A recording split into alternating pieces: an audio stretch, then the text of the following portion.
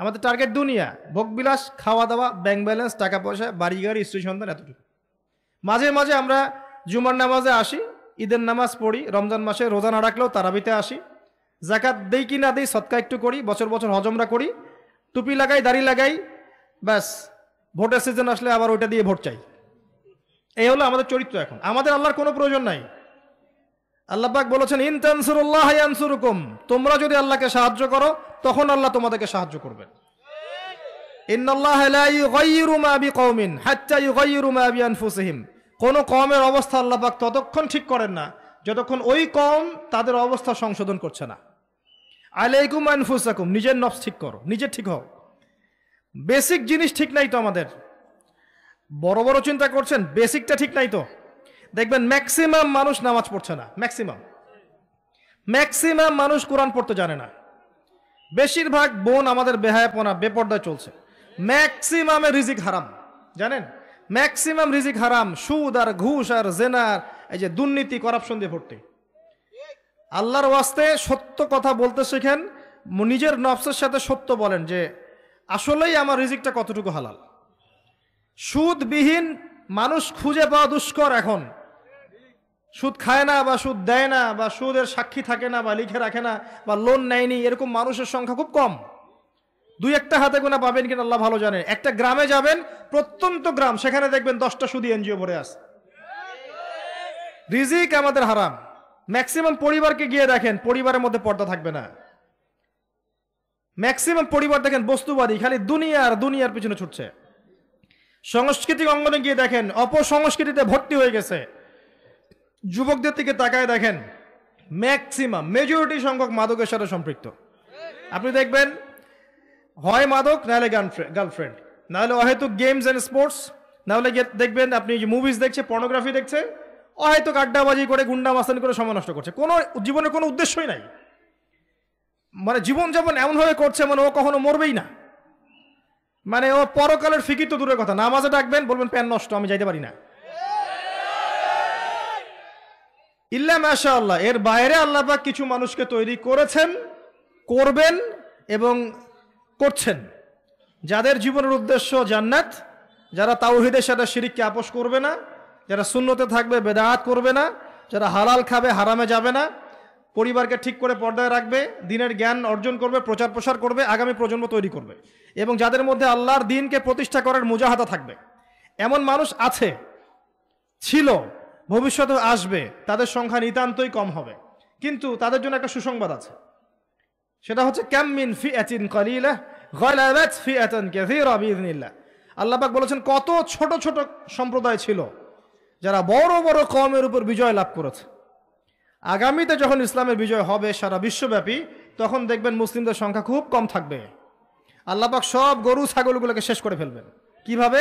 এই যে মহামারী দিয়ে শেষ করতে পারেন, অথবা দেখবেন এই যে জালেমের শাসন দিয়ে শেষ করতে পারেন, দেখবেন মুসলিমদের মধ্যে ক্রন্দন লাগিয়ে শেষ করতে পারেন, বা যখন আল্লাহ এবং তার রাসূলকে ভুলে যাবে, বহিঃশত্রুদেরকে চাপিয়ে দিয়ে আল্লাহ পাক শেষ করে দিতে পারেন। আল্লাহর কোনো প্রয়োজন নাই গরু ছাগলের।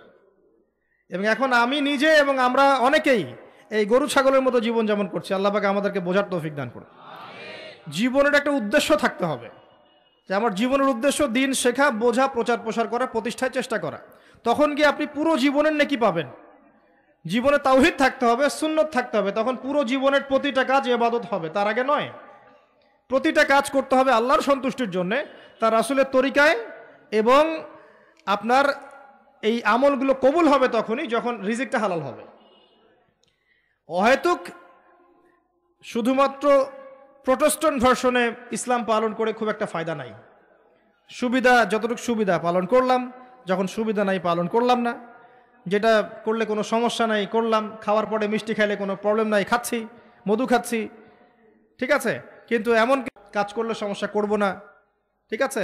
আপনি দেখবেন নামাজে পাক্কা মুসল্লি, কপালে সেজদার দাগ আছে, অর্থনৈতিক জীবনে পাক্কা সুদখোর, কারণ সুদ ছাড়লে চাকরি থাকে না। বাস্তবতা এমন ভাই, বাস্তবতা খুব কঠিন এবং বাস্তবতা খুবই খারাপ। বাস্তবতা হচ্ছে আমাদের নৈতিক অবস্থা এখন খুব খারাপ। এই জন্য প্রাইমারি লেভেলের কাজগুলো বেশি বেশি করা দরকার এখন। এই জন্য যারা ইসলাহ সংশোধনের চেষ্টা করছে, এইসব আত্মশুদ্ধিওয়ালা মানুষদের সোহবতে গিয়ে থাকেন, আত্মশুদ্ধিওয়ালা মানুষদের সাথে দেখা সাক্ষাৎ করেন, সোহবত নেন, পরামর্শ নেন, জীবন গড়েন। একা একা বই পড়ে বা দুই একটা লেকচার শুনে আপনার সারা জীবন পরিবর্তিত হবে না। কনস্ট্রাকটিভ কাজে আসেন এবং শৈথিল্যতাবাদী হয়েন না, একই সাথে বলবো চরমপন্থী হয়েন না। চরমপন্থী হলে উম্মার ক্ষতি আছে। এখন উম্মার বেস ঠিক নাই, একটা বাড়ির ভিত্তি এখন ঠিক নাই, এবং যারা ভিত্তি ঠিক করবে এই মানুষদের সংখ্যা দিন দিন কমে গেছে। কমার পিছনে আমাদেরও ভূমিকা আছে, আমরাও তাদেরকে কম বিতর্কিত করতে ছাড়ি নাই, এবং কোনো কোনো ক্ষেত্রে আমরা একে অপরের সাথে গীবত তহমত করে, সমালোচনা করে, কাদা ছড়াছড়ি করে এতটা সময় নষ্ট করেছি যে উম্মার অনেক ক্ষতি হয়ে গেছে। কথাগুলো খারাপ লাগলেও বাস্তব। আমি ইতিহাসের ছাত্র, যখন বাগদাদ আক্রমণ করেছিল এই যে তাতাররা, মঙ্গোলিয়ানরা, এটা জানেন তো? মঙ্গোলিয়ান যারা ছিল, ওই যে হালাকু খা, চেঙ্গিস খানের বংশধর যারা ছিল, এরা যখন বাগদাদ আক্রমণ করেছে, এরা ছিল প্রচণ্ড পাশবিক। মাত্র 40 দিনের মধ্যে এরা 10-20 লাখ মানুষকে হত্যা করে ফেলেছে বাগদাদের। এই হত্যাটা কিন্তু গুলি করে না, জবাই করে। 10 লাখ 20 লাখ মানুষকে জবাই করে হত্যা করা চারটাখানি কথা না। কি পরিমাণ হিংস্র ছিল চিন্তা করেন। ইতিহাসের পাতায় আছে যে মঙ্গলদের এক একজন নারী সে হাজার হাজার মুসলিমকে হত্যা করেছে, এক একটা মহিলা। ওই সময়ে যারা ওই আব্বাসীয় খেলাফতের দায়িত্বে ছিল, এরা সোনা দানা সব জমা করে তাদের এই যে মাটির নিচে জমা করেছিল। আর ওদের লিডার, মঙ্গোলিয়ানদের লিডার যখন এই বাদশাকে গলায় দড়ি দিয়ে শেষরায় নিয়ে যাচ্ছে সবার সামনে, তখন তাকে বলছে তোমাদের সম্পদগুলো কোথায়? সে দেখিয়ে দিল সম্পদ মাটির তলে। তখন সে, ওই যে হালাকুখার যে বংশধর লিডার, সে সোনাদানাগুলো বের করে এই বাদশার মুখের মধ্যে ঠোসানো শুরু করলো। খা, খিদা লেগেছে, পানির পিপাসা লেগেছে, তখন তাকে সোনা খাওয়াচ্ছে, রূপা খাওয়াচ্ছে, খা। তো সে বলছে আমি কি খাবো, সোনা রূপা তো খাওয়ার জিনিস নয়। তখন ওই মঙ্গল কমান্ডার বলছে এই সোনা দানাগুলো জমায় না রেখে যদি জনগণের কল্যাণে ব্যয় করতে, এই জনগণ তোমাকে আজকে বাঁচাতে আসতো। ওরা বুঝতে পেরেছিল। কথা বুঝতে পারছেন? যে পয়েন্টে কথা বলতে যাচ্ছি সেটা হচ্ছে এই, ওই সময়ও কিছু কিছু মুসলিম যখন তারা আক্রমণ করেছে, তখন কিছু কিছু মুসলিম আপোষে বাহাস করছিল, বাহাস, একে অপরের সমালোচনা, ডিবেট, যেটা আমরা এখন বেশি করতে চাই, যে কাকড়ার গোশত খাওয়া হালাল না হারাম, এইটা নিয়ে তারা বাহাসে পড়েছিল। চিংড়ি খাওয়া হালাল না হারাম, এটা নিয়ে বাহাসে ছিল। ওই সময় কোনটা বেশি গুরুত্বপূর্ণ ছিল, এই বাহাসটা না ওদেরকে প্রতিহত করা? এটা বোঝার জন্য আপনার ডক্টরেট ডিগ্রি নেওয়ার দরকার আছে? মাদ্রাসা ফারেক হওয়ার দরকার আছে? Common sense. এখন পর্যন্ত বিশ্বে আমরা এই কাজটাই করছি। আপনি খেয়াল করে দেখবেন সারা ওয়ার্ল্ড ওয়াইড মুসলিমদের অবস্থা এখন এরকমই। চতুর্দিক থেকে চাপ আছে। এত সহজ না, চতুর্দিক থেকে মুসলিমদের চাপ আছে। পলিটিক্যাল, জিও পলিটিক্যাল, ইকোনমিক্যাল, সামাজিক, সোশ্যাল, আপনার এই যে সাংস্কৃতিক চাপ, অর্থনৈতিক, প্রত্যেকটা দিক থেকে দেখবেন নৈতিকতার অবক্ষয় আছে। এখনও আমরা ওই বিষয়গুলো নিয়েই ইখতলাফে ব্যস্ত আছি। একে অপরের গীবত করছি, সমালোচনা করছি, গীবত তহমত দিচ্ছি, একে অপরের নিন্দা না করতে পারলে ওয়াজ মাহফিল সুষ্ঠুভাবে হচ্ছে না, ইত্যাদি ইত্যাদি। আমরা জানি না কবে আমাদের কমন সেন্সের উদয় হবে, কবে বুঝতে পারবো আমরা যে আমরা এক উম্মাহ, আমরা সবাই এক, সবার মাঝে কিছু কিছু বিষয়ে মতানৈক্য থাকতে পারে, এটা স্বাভাবিক। এরপরেও আপনি আমার ভাই, আমি আপনার ভাই। কোনো দিনও আমাদের সবার সব বিষয় এক হবে না। কশ্চিনকালেও প্রতিটা বিষয়, প্রতিটা মাসলাকে, আকীদাগত বিষয় হোক আর আমলের হোক আর মুআমালাতের হোক, আমরা কখনো সবগুলো বিষয়ে ঐক্যমতে পৌঁছাতে পারবো না, থাকবেই ইখতিলাফ। এরপরও যদি আমরা সবাইকে এক উম্মাহ মনে করতে ব্যর্থ হই, এই অবস্থা হবে। আসেন, আলোচনা অনেক গভীরে চলে গেছি, বাইরে আসি। বেশি গভীর বললে মাথার উপর দিয়ে যাবে, বুঝতে পারবেন না। আল্লাহ পাক 7 শ্রেণীর মানুষকে আরশে আজিমে ছায়ায় ছায়া দিবেন। এক শ্রেণী হচ্ছে যারা ন্যায়পরায়ণ শাসক। যারা ন্যায়পরায়ণ শাসক হবে তাদের সামনে দুইটা গন্তব্য, হয় তারা আরশে আজিমের ছায়া ছায়া পাবে, নচেত জাহান্নামের আগুন অপেক্ষা করছে। কারণ প্রত্যেকটা দায়িত্ব সম্পর্কে আল্লাহ পাক জিজ্ঞাসা করবেন। এবং নবী সাল্লাল্লাহু আলাইহি ওয়াসাল্লাম একটা হাদিসের মধ্যে বলেছেন যে তোমরা কি জানো কিয়ামতের মাঠে সবচেয়ে বড় মিসকিন কারা হবে? সাহাবায়ে কেরাম বলছেন আমরা তো মনে করি যার সম্পদ কম, অর্থবিত্ত কম, সেই সবচেয়ে বেশি মিসকিন, সবচেয়ে বড় মিসকিন। আল্লাহর নবী সাল্লাল্লাহু আলাইহি ওয়াসাল্লাম বলছেন, বরং প্রকৃত মিসকিন সে ব্যক্তি যে কিয়ামতের মাঠে নামাজ, রোজা, হজ, যাকাত আমলের নেকি নিয়ে উঠবে, পাহাড় সম নেকি নিয়ে উঠবে, কিন্তু অনেক পাওনাদার দাঁড়িয়ে থাকবে। কারো হক নষ্ট করেছে, কারো গীবত করেছে, কারো অপবাদ, কাউকে অপবাদ দিয়েছে, কাউকে অত্যাচার করেছে, সবাই দাঁড়িয়ে থাকবে। এদের হক আদায় না করা পর্যন্ত সে পুলসিরাত পার হতে পারবে না। তখন কি করতে হবে? নিজের নেকি ওদেরকে দিতে হবে, কারণ তখন কোনো বেচা কেনার সুযোগ নাই, হক আদায়ের কোনো সুযোগ নাই। নিজের নেকি ওদেরকে দিয়ে শোধ করতে হবে। নেকি শেষ হয়ে গেলে কি হবে?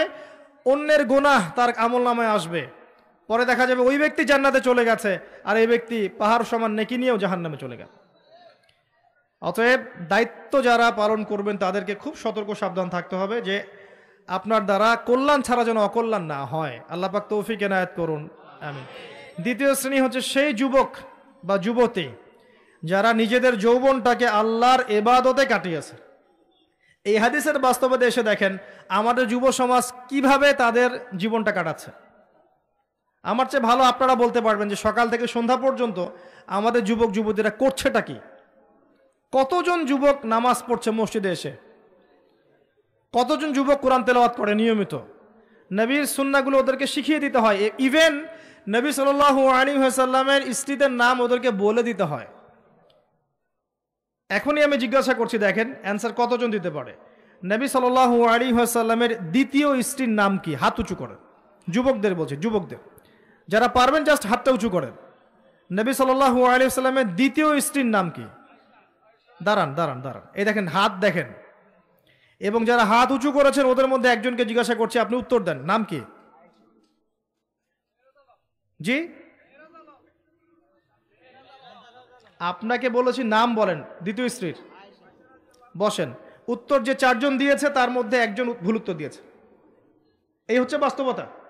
আপনাকে আমি চোখে আঙ্গুল দিয়ে দেখালাম যে যুবকদের কি অবস্থা। এখানে আছে বসে হাজার হাজার মানুষ, হাত তুলেছে 5-6 জন। এটা একটা কমন প্রশ্ন, আমাদের নবীজির দ্বিতীয় স্ত্রীর নাম কি? একবার যে সিরাত পড়েছে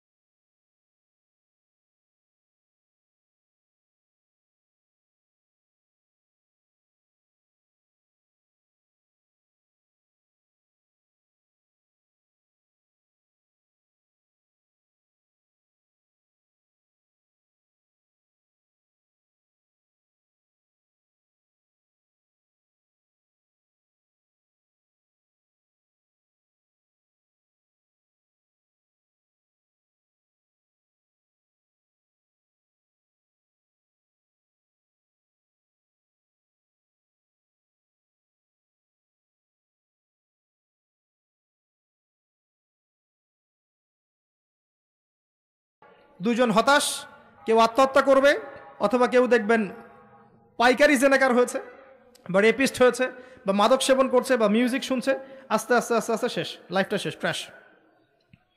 এভাবে যুব সমাজ নষ্ট হচ্ছে। অনেক সময় দেখবেন পড়াশোনা করছে, কোনো কারণে রেজাল্ট ভালো হয় নাই, আত্মহত্যা করে বসে আছে। ডে বাই ডে যুব সমাজের সাইকোলজি মেলই হয়ে যাচ্ছে।